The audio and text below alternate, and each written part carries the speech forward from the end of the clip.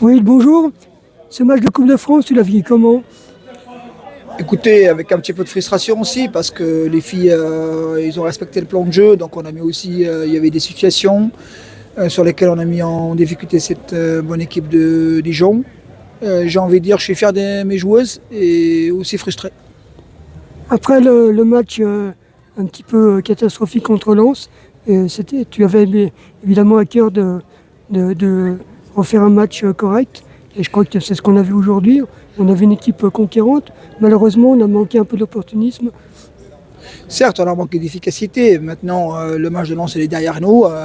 C'était un naufrage collectif. Les filles avaient à cœur aussi par rapport à la Coupe de France et aussi par rapport au public et par rapport à la suite du championnat. Et donc il a fallu faire bonne figure. Voilà. Donc, effectivement, les filles ont produit vraiment un match intéressant, cohérent.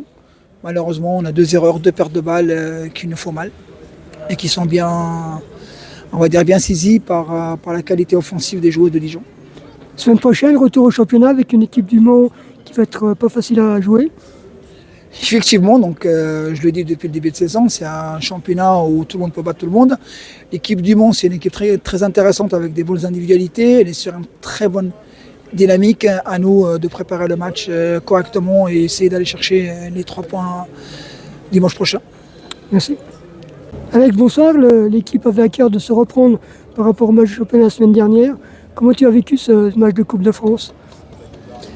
C'est une compétition différente, donc du coup là c'est un match à élimination directe et forcément en perdant 6-0 le week-end dernier, on avait à cœur quand même de montrer une autre image sur le terrain et je pense qu'on est loin d'être ridicule face à une équipe de D1 qui d'ailleurs est 4e. Donc moi je suis fière du club, fière de l'équipe, fière des filles surtout parce qu'on s'est vraiment battu partout sur toutes les lignes. Maintenant on n'a pas été récompensé et puis c'est comme ça, c'est la loi de la coupe.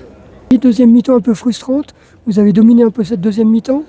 Oui, on a dominé cette deuxième mi-temps. Après, dominer n'est pas gagner. Et c'est vrai qu'on a quand même eu la possession de balle. Elles n'ont vraiment pas d'occasion dans le match. On en a un peu plus, mais après, il nous manque un petit peu plus de réalisme. On a des blessés. Je pense que si on avait tout complète, pour moi, je pense que ça aurait été beaucoup plus jouable de passer. Et à titre personnel, comment tu as vécu un peu cette rencontre particulière face à ton ancien club? C'est particulier, forcément. J'avais à cœur de jouer ce match. Je voulais forcément sortir un petit peu du lot défensivement. Après, j'ai joué avec mes atouts. Physiquement, je pense que j'ai fait ce que j'avais à faire.